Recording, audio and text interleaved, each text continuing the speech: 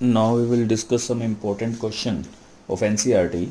So first question is, how many ml of a 0.1 molar HCl are required to react completely with 1 gram mixture of sodium carbonate and sodium bicarbonate containing equimolar amount of the two. तो हमें यहाँ पर ये चीज़ बतानी है कि जो 0.1 molar HCl का कंसंट्रेशन है वो कितना हमें रिक्वायर्ड है कि वो दोनों के साथ कम्प्लीटली रिएक्ट कर जाए इसके मिक्सचर के साथ, जो 1 ग्राम है और जो इक्विमोलर है। तो सबसे पहले हम वो चीज़ मेंशन करते हैं जो चीज़ हमें गिवन है। सो हमें गिवन क्या क्या है, तो फर्स्ट हमें गिवन है 1 मोलर HCl गिवन है, ये हमें sorry 0.1 molar, it is 0.1 molar HCl given है। दूसरा जो हमें गिवन है that is Na2CO3 plus NaHCO3 sodium carbonate और बाइकार्बोनेट की मिक्सचर की जो हमारे पास मास है वो गिवन है दैट इज 1 ग्राम। और जो तीसरा हमें गिवन है that is number of moles of sodium carbonate is equal to number of moles of sodium bicarbonate. ये तीन चीजें हमें गिवन है और हमें इसकी कंसंट्रेशन निकालनी है कि कितनी ml इन दोनों के साथ इसके मिक्सचर के साथ रिएक्ट करके कितनी कंसंट्रेशन इसकी यूज हो जाएगी। तो हमें ये चीज फाइंड आउट करनी है। तो हम इसे 3 स्टेप में करते हैं। पहले स्टेप के अंदर हम क्या करेंगे, स्टेप फर्स्ट के अंदर हम इसके नंबर ऑफ मोल्स निकालते हैं। ठीक है, नंबर ऑफ मोल्स हमें इसके निकालने हैं, फिर हम नंबर ऑफ मोल्स इसके निकालेंगे। ठीक है, कि जब ये इसके साथ रिएक्ट करेगा तो कितने नंबर ऑफ मोल्स इसके यूटिलाइज हो जाएंगे और फिर इसकी कंसंट्रेशन निकाल लेंगे। ठीक है, जब जैसे हमारे पास नंबर ऑफ मोल्स आ जाएंगे तो हम उसकी कंसंट्रेशन निकाल सकते हैं। सो स्टेप फर्स्ट के अंदर हम निकालते हैं number of moles of sodium carbonate and sodium bicarbonate. उसके लिए हमारे पास जो ये वैल्यूज गिवन है, जो हिंट गिवन है, इससे निकल जाएगी। ठीक है, क्योंकि मिक्सचर का अमाउंट है। हम मान लेते हैं कि let mass of sodium carbonate का मास कितना मान लिया, x ग्राम। कितना मान लिया, x ग्राम। हमने इसका मास x मान लिया, तो इसका कितना हो जाएगा, तो मास ऑफ सोडियम बाइकार्बोनेट का मास कितना हो जाएगा, दैट इज 1 माइनस एक्स ग्राम। ठीक है, कितना हो जाएगा ये 1 माइनस एक्स ग्राम। तो ये हमारे पास गिवन मासेज आ गए और इसका मॉलिक्यूलर मास हम निकाल लेते हैं, molar mass. So molar mass of sodium carbonate का है 106 gram. Molar mass of sodium bicarbonate का है दैट इज 84 ग्राम। तो ये हमारे पास सारा डेटा अवेलेबल है। तो अब उसके बाद मोल्स निकाल लेते हैं। तो नंबर ऑफ मोल्स ऑफ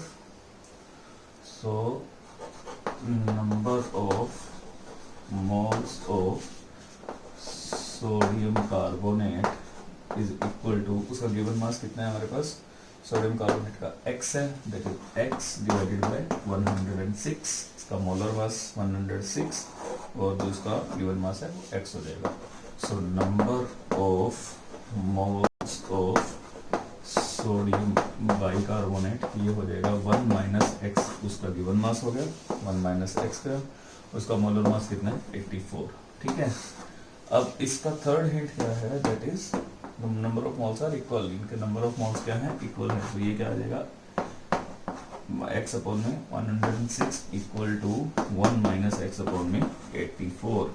तो यहाँ से हमारी किसकी वैल्यू आ जाएगी, x की वैल्यू आ जाएगी। x की वैल्यू आ जाएगी तो हमारे पास क्या पता लग जाएंगे, इसके नंबर ऑफ मोल्स पता लग जाएंगे। ठीक है, सो ये हमारा हुआ फर्स्ट स्टेप।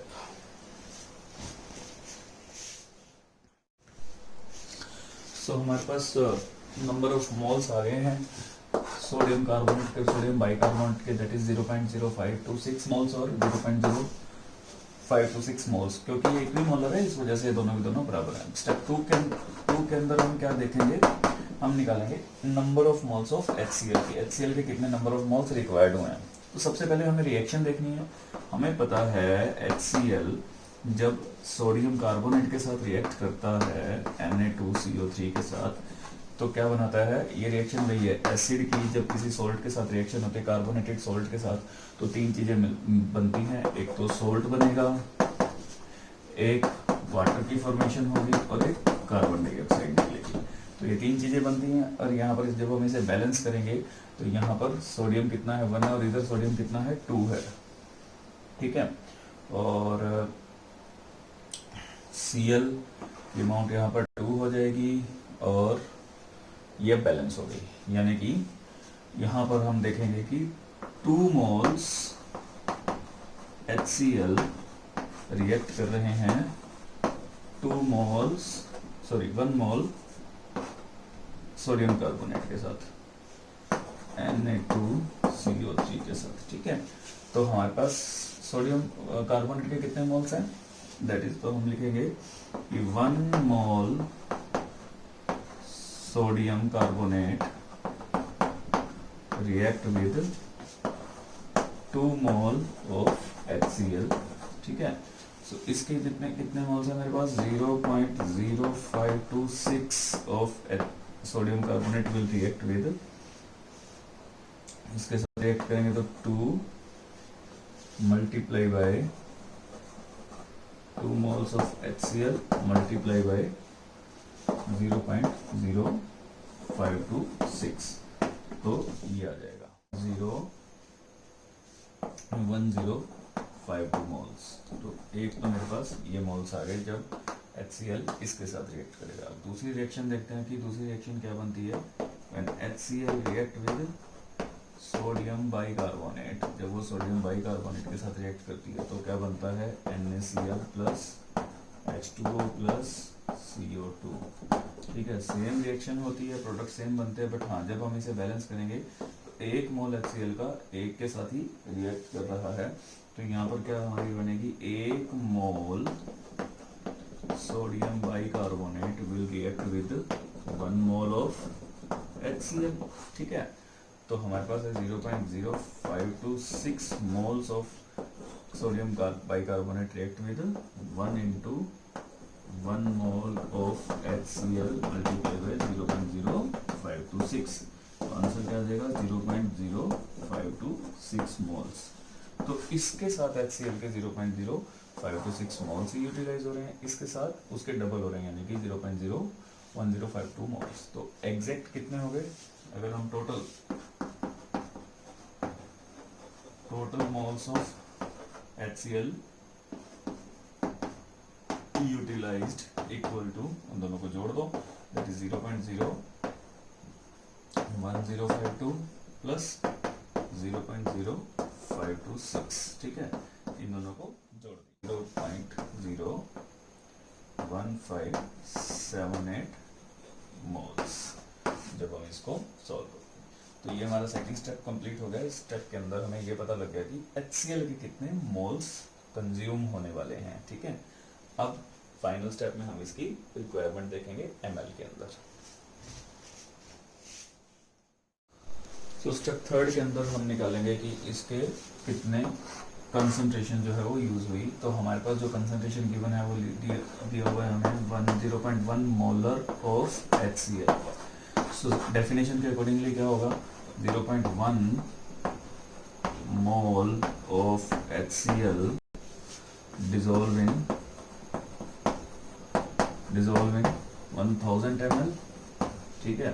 अब हमारे पास कितने मोल्स हैं, तो ये क्या हो जाएगा 0.01578 moles of HCl dissolving 1000 divided by, यहाँ पर आ जाएगा 0.1 multiply by 0.01578।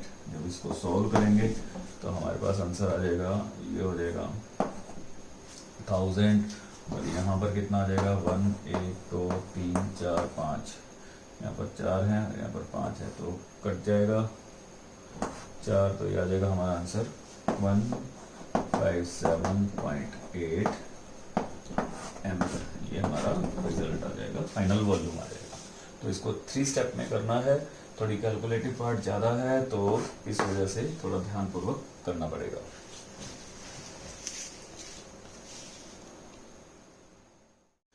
So the next question is, a sample of drinking water was found to be severely contaminated with chloroform, that is CHCl3, suppose to be carcinogens. Carcinogen वो होते हैं जो cancer produce करते हैं। तो उसके अंदर एक हमें सैंपल दिया हुआ है, सैंपल के अंदर बता रखा है कि उसके अंदर क्लोरोफॉर्म की अमाउंट वाटर के अंदर बहुत ज़्यादा है, कि इतनी ज़्यादा है कि वो कंटामिनेटेड हो चुका है वाटर, यानी कि ख़राब हो चुका है। The level of the contamination was 15 ppm by mass. तो ppm मतलब पार्ट्स पर मिलियन, जो उसके अंदर जो उसकी कंसंट्रेशन है। फर्स्ट जो हमारा पहला क्वेश्चन है वो है express this in the percentage by mass. तो हमें इसको परसेंटेज बाय मास में करना है, तो बहुत ही सिंपल है। तो पहले हम पहला पार्ट क्लियर करते हैं। जो चीज़ें हमें दिया हुआ है तो हमें इसमें उसको कन्वर्ट करना है, that is percentage by mass के अंदर। तो हमारे पास यहाँ पर गिवन है that is 15 ppm, 15 ppm of chloroform, that is CHCl3। तो मैंने आपको इसका सिंपल सा फंडा बताया था, जिस चीज़ में करना होता है उसको उससे मल्टीप्लाई कर दो, जिस चीज़ से करना पड़ता है उसको डिवाइड कर दो। इसका मतलब क्या है, 15 इंटू 10⁻⁻6। हमें ppm से परसेंटेज में लाना है। तो ppm से जब परसेंटेज में लेकर आएंगे तो हमारा क्या बनेगा, इसका ppm 15/10⁻⁻6। हमें ppm से परसेंटेज में कन्वर्ट करना है 10⁻²। तो जब हम इसे सॉल्व करेंगे तो हमारा आंसर कितना आएगा, 15 इंटू 10⁻⁻4। अब ये क्या हो जाएगा, परसेंट हो जाएगा। ठीक है। तो हमारी अब क्लोरोफॉर्म की कंसंट्रेशन यदि मुझे परसेंटेज में देखनी है, यानी कि 100 पार्ट्स में देखनी है, तो इट इज़ 15 इंटू 10⁻⁻4%। यदि ppm में देखनी है तो वो कितनी आएगी, 15 इंटू 10⁻⁻6। तो ये दोनों में फ़र्क है। तो यदि इसको पॉइंट्स में लिखना हो तो पॉइंट्स में भी लिख सकते हैं, दैट इज 0.0015%। एक ही बात है, चाहे कैसे मर्जी लिख लीजिए। सेकंड जो हमारे पास है वो है determine the molality of the chloroform in the water sample. हमें मोलैलिटी निकालनी है। सो मोलैलिटी निकालने के लिए हमें उसका क्या चाहिए, मास चाहिए सॉल्वेंट का। तो सॉल्वेंट का मास फाइंड आउट करने के लिए हमारे पास कंसंट्रेशन है, कंसंट्रेशन तो हम ऊपर वाली ही यूज़ करेंगे। सो वो चीज़ हमें दी हुई है परसेंटेज में। तो परसेंटेज का मतलब क्या होगा, ऑलरेडी परसेंटेज मीन्स हमें सॉल्यूशन का मास गिवन है, दैट इज़ 100। तो वो हम 100 में ले सकते हैं। तो दोनों तरीक़ों से ही कर सकते हैं इसको, परसेंटेज पार्ट्स पर मिलियन से भी कर सकते हैं, दूसरे से भी परसेंटेज से भी कर सकते हैं। तो हमारे पास परसेंटेज क्या है, दैट इज 0.0015% है। ठीक है। तो ये क्लोरोफॉर्म की बात करें हम तो दैट इज CHCl3। ये हमारे पास क्लोरोफॉर्म है। तो हमें क्लोरोफॉर्म का यहाँ पर मोलर मास भी चाहिए होगा। सो molar mass will be chloroform that is 119.5 molar mass of CHCl3 equal to 119.5 ग्राम। तो ये इसका मोलर मास आ गया। और यहाँ से देखेंगे तो क्या होता है, भाई सिस्टम लगाइए, solute plus solvent equal to solution. ठीक है। शुरू में बता रखा है ये परसेंटेज बाय मास है, यानी कि बाय मास है।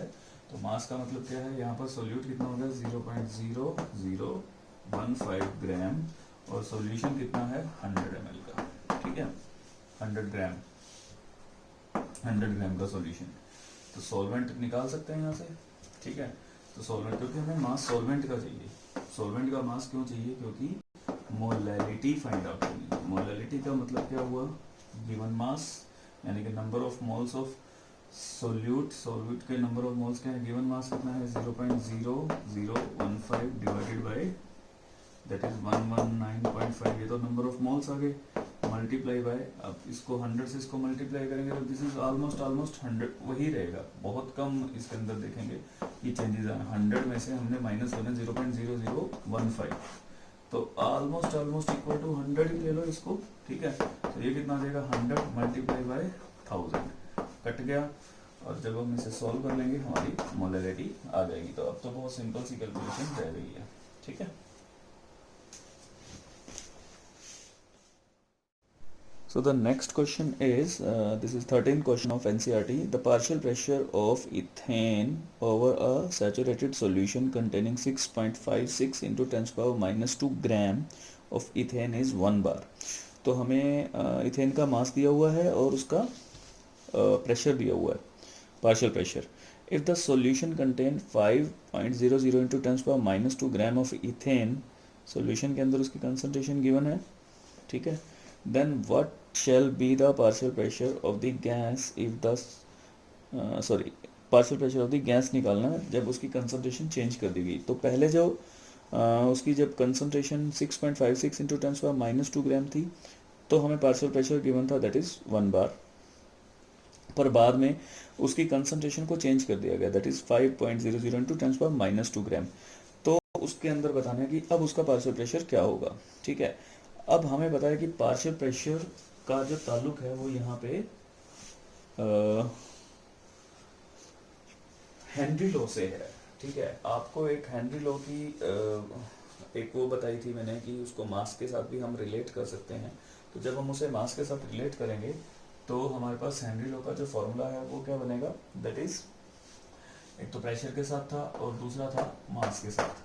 सो मास के साथ था mass is directly proportional to pressure होता है, और जब इक्वल हो जाएगा that will be K H into में प्रेशर। तो हमारे पास ये एक रिलेशनशिप था वो यहाँ पर लगेगा। हमें फर्स्ट पार्ट के अंदर जो इसका ए पार्ट है, ए पार्ट के अंदर हमें हेनरी कांस्टेंट नहीं दिया हुआ, तो हमें सबसे पहले क्या निकालना है, हेनरी कांस्टेंट निकालना है। हमें मास गिवन है और पार्शियल प्रेशर गिवन है। तो partial pressure is 1 bar, 1 bar given है यहाँ पे। तो मास है मेरे पास 6.56 into 10⁻² equal to K H मुझे निकालना है, और ये दिया हुआ है 1। तो के एच की वैल्यू क्या आ गई, that is 6.56 into 10⁻² divided by 1, तो exactly यही आ गई 6.56 into 10⁻²। हमारे पास के एच की वैल्यू आ चुकी है, ठीक है। के एच की वैल्यू मेरे पास आ गई है। और अब इसी का ही सेकंड क्वेश्चन में मुझे क्या बताना है कि मास गिवन है, that is mass is 5.00 into 10⁻² ग्राम, ये मास गिवन है। के एच की वैल्यू मेरे पास पड़ी है दैट इज 6.56 इंटू 10⁻²। अब प्रेशर बताना है कि क्या होगा, क्या प्रेशर नहीं निकाल सकते, प्रेशर अब निकाल सकते हैं। K H sorry M equal to K H into में प्रेशर, और प्रेशर किसके इक्वल हो जाएगा, एम अपॉन में के एच। ये आ गया। यहाँ पर मास भी पता है, दिस इज द मास, और के एच की वैल्यू भी पता है, पुट कर लीजिए आपका आंसर आ जाएगा। So next question is an aqueous solution of 2% non-volatile solute exert a pressure of 1.004 बार। तो यहाँ पर बात को समझनी है, एक्वस सॉल्यूशन है यानी कि हमारे पास जो सॉल्वेंट है वो वाटर है, और वो नॉन वोलेटाइल सॉल्यूट उसके अंदर ऐड कर दिया 2% में, ठीक है। और वो सॉल्यूशन का जो हमें प्रेशर बता रखा है दैट इज़ 1.004 बार, ये सॉल्यूशन का है। और सॉल्यूशन का जो वेपर प्रेशर है हमें पता है कि वो डिक्रीज हो जाता है eight normal boiling point of the solvent, ठीक है। What is the molecular mass of the solute, तो हमें सोल्यूट का जो मॉलिक्यूलर मास है वो बताना है। सोल्यूट का मॉलिक्यूलर मास बताने के लिए हमें कुछ एक चीज़ों का ध्यान रखना है जो यहाँ पर हमें ऑलरेडी पता होना चाहिए। वो ये है, मैं यहाँ पर सारी की सारी जो हमारे पास डेटा गिवन है वो लिख रहा हूँ। हमें गिवन है कि एक्वस सॉल्यूशन है। एक्वस सॉल्यूशन का मतलब क्या है कि एक तो हमारे पास नॉन वोलेटाइल सॉल्यूट है प्लस वाटर है, ये चीज हमें गिवन है, ठीक है। और यहाँ पे हमें पीएस प्रेशर और vapour pressure of solvent given है दैट इज 1.004 बार। अब ये चीज बार में गिवन है। प्योर वाटर का जो प्रेशर होता है जिसको हम पी नोट से डिनोट करते हैं दैट इज 1.013 बार, ये होता है। तो हमें प्योर का भी पता है, सॉल्यूशन का भी पता है। सॉल्यूशन का डिक्रीज हो गया, यही हमारे पास था कि सॉल्यूशन का डिक्रीज हो जाता है। हमें निकालना है molar mass of the solvent. Molar mass का मतलब हमें M2 निकालना है। क्या हमें फॉर्मूला पता है? फॉर्मूला पता है। The formula is P not minus PS divided by P not is almost equal to, यानी कि हम इसके अंदर डाइल्यूटेड सॉल्यूशन लेते हैं तो N2/N1 लेते हैं। अब यहाँ पर हमें और चीज़ें क्या पता करनी है। हमारे पास दिया हुआ है 2% सोल्यूट दिया हुआ है। 2% सोल्यूट का मतलब क्या है? एक्वस सॉल्यूशन है तो यानी कि 2 ग्राम जो है वो डिजोल्व है 100 ml में। सॉल्यूशन में, 100 ml सॉल्यूशन के अंदर डिसॉल्व है, ठीक है। और 2 वाटर है, वाटर तो हम इसको ग्राम में भी ले सकते हैं, we can take it also in the gram, क्योंकि इसकी अमाउंट बहुत कम है। तो क्या हमारे पास सॉल्वेंट का निकल जाएगा मास, सॉल्वेंट का मास आ जाएगा 98 ग्राम। तो 98 ग्राम डिसॉल्व है 2 ग्राम के अंदर, और इन्होंने 100 ग्राम सॉल्यूशन बना लिया, ठीक है, 100 ग्राम सॉल्यूशन बना लिया। क्लियर हुई बात। नंबर ऑफ मोल्स निकालने हैं, ये इसलिए निकाला गया क्योंकि हमें नंबर ऑफ मोल्स पता करने हैं, ठीक है। Number of moles of solute कितना होगा, N2, गिवन मास कितना है 2 है, और मोलर मास निकालना है, ये हमें निकालना है। N1 कितना होगा, गिवन मास कितना है 98 ग्राम, और इसका कितना होता है 18, वाटर का 18 ग्राम होता है। तो मेरे पास ये भी पता है, ये भी पता है, सारी चीज पता है, पुट कर दीजिए फॉर्मूलाज के अंदर, ये दोनों चीजों को मिला के। तो पी नॉट कितना है मेरे पास जो प्योर का है, दैट इज 1.013, सॉल्यूशन का है 1.004, डिवाइडेड बाय प्योर का कितना है 1.013, इक्वल टू ये हो जाएगा 2/m2 इंटू में 98 इंटू में 18। m2 की वैल्यू निकालनी है यहाँ से, m2 की वैल्यू हम बहुत इजीली निकाल सकते हैं बाय डूइंग सिंपल कैलकुलेशन। बस थोड़ा सा ध्यान रखना है इस चीज का कि बार के अंदर जो उसका जो नॉर्मल वेपर प्रेशर बनेगा दैट इज 1.013।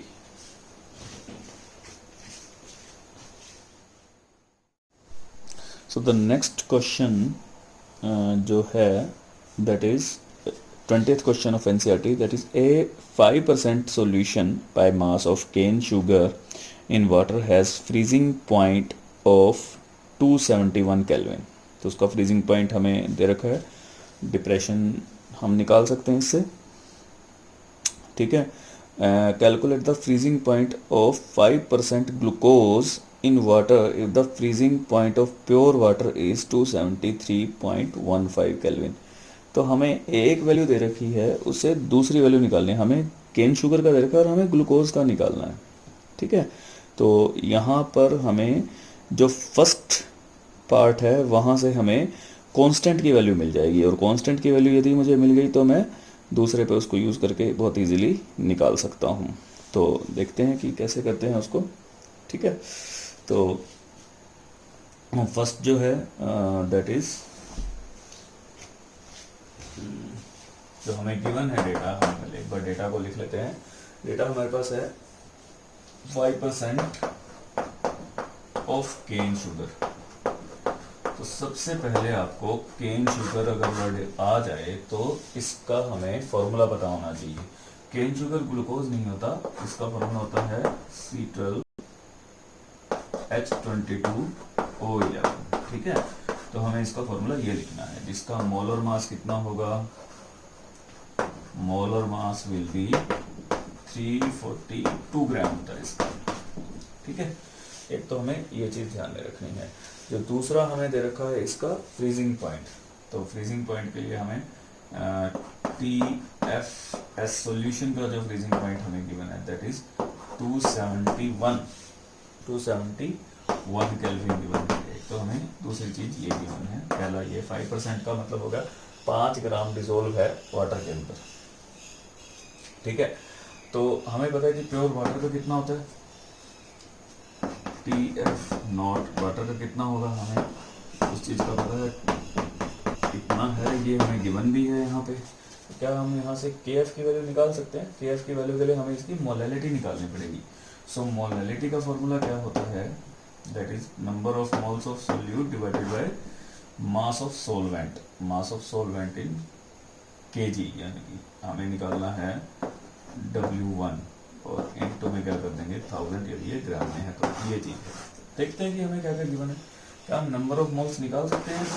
सबसे पहले number of moles of solute देखते हैं। Number of moles of solute यहाँ पर 5% है, 5% को कैसे लिखेंगे, 5 ग्राम प्लस ग्राम में है, हम इसकी वैल्यू को कम ही मानते हैं, ये 100%, तो ये 100 ग्राम हो जाएगा, ठीक है, 100 ग्राम, और ये कितना रह जाएगा 95 ग्राम, ठीक है।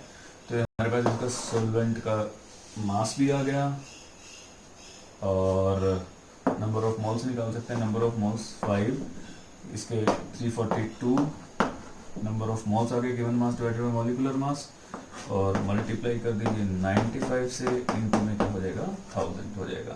तो ये मेरे पास आ गई इसकी मोलैलिटी। मोलैलिटी आ गई। फॉर्मूला क्या होता है, delta T F equal to, पहले डेल्टा टी एफ की वैल्यू निकाल लें, दैट इज यहाँ से हम निकाल सकते हैं, वैसे एक बार फॉर्मूला लिख देते हैं, इनटू में मोलैलिटी, डेल्टा टी एफ आ जाएगा मेरे पास, दैट इज 2.15। कितना आ गया ये 2.15, इसमें से इसको माइनस कर दिया, ठीक है, प्योर में से सॉल्यूशन वाले पार्ट को माइनस कर दिया हमने, ठीक है। तो 2.15 इक्वल टू के एफ की वैल्यू मुझे निकालनी है, मोलैलिटी कितनी है 5 इंटू 1000 डिवाइडेड बाई 342 इंटू में 95। यहाँ से मुझे किसकी वैल्यू पता चल जाएगी, के एफ की। अब के एफ की वैल्यू मेरे पास आ चुकी है। के एफ की वैल्यू के बाद मुझे अब जो नेक्स्ट क्लियर करना है वो किसका करना है, ग्लूकोज का। We know that what is about the glucose. Glucose का फॉर्मूला क्या होता है, C6H12O6, ठीक है। सेम 5% में है, बस मॉलिक्यूलर मास यहाँ पर चेंज हो जाएगा, इधर 342 था, यहाँ पर आ जाएगा 180, दैट इज 180 ग्राम। इसको तो हमने बहुत सारे एग्जांपल्स भी किए, हमें केएफ की वैल्यू भी पता है, हमें मोलैलिटी भी पता है, हमें वाटर का फ्रीजिंग पॉइंट भी पता है, हमें ये चीज़ निकालनी है, ठीक है। वो चीज़ हमारे पास आ जाएगी और हम उसके बाद आंसर निकाल सकते हैं। So the next question is, if the density of some lake water is 1.25 gram per ml, ये लेक वाटर की डेंसिटी गिवन है, it means it is a density of the solution, क्योंकि लेक वाटर जो है उसके अंदर कुछ ना कुछ सॉल्ट या अदर इम्प्योरिटीज़ एडिड होती हैं, तो ये सॉल्यूशन की डेंसिटी है, and contain 92 gram of sodium ion पर किलोग्राम ऑफ वाटर। तो पर किलोग्राम ऑफ वाटर में उसकी हमें दे रखी है कि कितना है, 92 ग्राम है। Calculate the molality of the sodium ion in the lake water. तो लेक वाटर के अंदर उसकी हमें वो बतानी है कि क्या होगी मोलैलिटी। देखो हमारे पास एक स्टेटमेंट के अंदर क्या गिवन है कि सोडियम आयन कितना 92 gram dissolve in 1 kilogram of water. 1 kilogram of water का मतलब है ये इतने वाटर में डिसॉल्व है, ठीक है। अब इसी चीज का तो हमने यूज करना है मोलैलिटी के लिए। हमें चाहिए क्या, मोलैलिटी के लिए number of moles of solute divided by W1 given mass of the solvent multiply by 1000। Number of moles of solute निकाल सकते हैं, N2 सोडियम आयन है यहाँ पे, 92 डिवाइडेड बाय 23 कट जाएगा, 4 पे आ जाएगा, 4 मोल आ जाएगा, ठीक है। तो ये मेरे पास नंबर ऑफ मोल्स आ गए। मोलैलिटी के लिए मुझे इसका मास भी चाहिए, डिसॉल्व इन 1 किलोग्राम वाटर, ये मास ही तो दे रखा है, तो ये क्या हो जाएगा 4 divided by 1000 gram multiply by 1000 cut गया, तो आंसर क्या आ गया 4 मोलर आंसर आ गया। बहुत ही सिंपल है, ठीक है।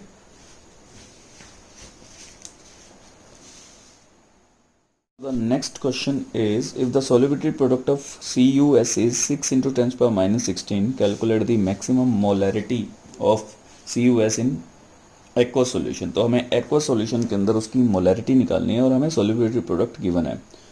solubility product के बारे में हमने +1 में थोड़ा सा जिक्र किया हुआ है, तो देखते हैं कि उसके अंदर हमें कैसे उसको फाइंड आउट करना है। तो सबसे पहले मैं आपको यहाँ पर एक फॉर्मूला बता रहा हूँ, उस फॉर्मूले को समझिएगा। हमें निकालनी है maximum molarity. So maximum molarity से पहले उसका फॉर्मूला क्या है, हमारे पास जो डेटा गिवन है, एक बार डेटा लिख लेते हैं यहाँ पे। दैट इज द, हमें दिया हुआ है solubility product of CuS equal to 6 into 10 power minus 16, yes it is -16, ये गिवन है, ठीक है। हमें बस इसी के बेसिस पर मैक्सिमम मोलैरिटी निकालनी है, ठीक है, maximum molarity. So maximum molarity का जो फॉर्मूला होता है दैट इज, जो हम आगे भी यूज करेंगे, maximum molarity is equal to the solubility of CuS in mole per litre. तो हमारे पास ये फॉर्मूला होता है, ठीक है। तो हमें इसका यूज करना है और इसी के बेसिस पर हमें मोलैरिटी निकालनी है। तो सबसे पहले हम ये ब्रेक कैसे होगा उसको लिखना पड़ेगा सोल्यूबिलिटी प्रोडक्ट को निकालने के लिए। ये तो ब्रेक हम देखते हैं कि कुछ इस तरीके से होता है। ये हमारा इसकी इक्विलिब्रियम पॉइंट पर होते हैं, ठीक है। इक्विलिब्रियम में ही पढ़ा था सोल्यूबिलिटी प्रोडक्ट, ठीक है। तो इसका KSP क्या होगा, constantly KSP, SP denotes the solubility product, और इस इक्विलिब्रियम का KSP लिखा जाता है। KSP will be equal to S और S, ठीक है। तो इसकी हमने देखा था कि हम इसकी मल्टीप्लाई करते हैं, that will be equal to solubility का स्क्वायर हो जाएगा, ठीक है। हमें ये KSP की वैल्यू दे रखी है, that is 6 into 10⁻⁻16 equal to, यहाँ क्या हो जाएगा, S का स्क्वायर। S का स्क्वायर का मतलब क्या है, S equal to root of 6 into 10⁻⁻16, ठीक है। हम इसको सॉल्व कर लेते हैं, दैट इज इक्वल टू, ये हो जाएगा 6 का रूट मल्टीप्लाई बाय 10⁻⁻16, ठीक है। तो इसका जब रूट करेंगे तो that will be equal to 2.45, 6 का मल्टीप्लाई बाय 10⁻⁻8 हो जाएगा। ये हमारा आंसर आ जाएगा, that will B mole per litre. यही हमारा आंसर होगा, ठीक है। That will be the answer, molarity आ जाएगी हमारी।